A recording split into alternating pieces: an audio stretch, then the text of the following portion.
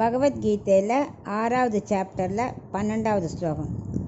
தத்ரைகாக்ரம் மனः க்ருத்வா யதசித்தேந்திரியக்ரியः உபவிஷ்யாசனே யுஞ்ஜாத் யோகமாத்ம விசுத்தயே.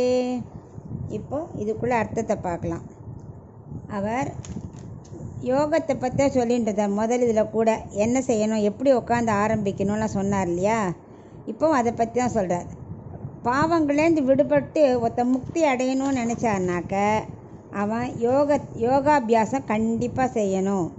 ஆனால் அதை எப்படி செய்யணும் அப்படின்னு போன ஸ்லோகத்திலே சொன்னார் இல்லையா. மனசை ஒரு நிலைப்படுத்தணும், இந்திரியங்களையும் சிந்தனையும் நன்னா அடக்கணும், சிதற விடாமல் அடக்கணும், ஒரு நல்ல உறுதியான ஆசனத்தில் உட்காந்துட்டு யோகம் செய்யணும்னு சொன்னார். இப்போ எப்படின்னா ஒரு குழந்தை ஒரு பாட்டு கற்றுக்க ஆரம்பிக்கிறதுங்கும் போது அப்போ அதுக்கு ஸ்ருதி தாளம் எல்லாமே பர்ஃபெக்டாக போட சொல்லுவாள். நல்லா பெரிய சங்கீத வித்வான் ஆயிடுச்சுன்னா அவனுக்கு ஸ்ருதியெல்லாம் அப்படியே மைண்ட்லேயே ஓடின்னு இருக்கும். தாளம்லாம் சில சமயம் போடவே மாட்டாள், ஆனால் பர்ஃபெக்டாக இருக்கும்.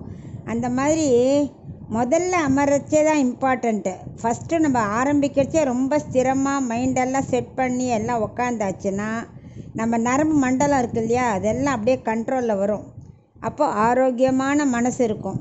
அப்படி இருக்கிறதுக்கு உறுதியான பலகா வேணும். இந்திரியங்களையும் சிந்தனையும் சதுர விடக்கூடாது.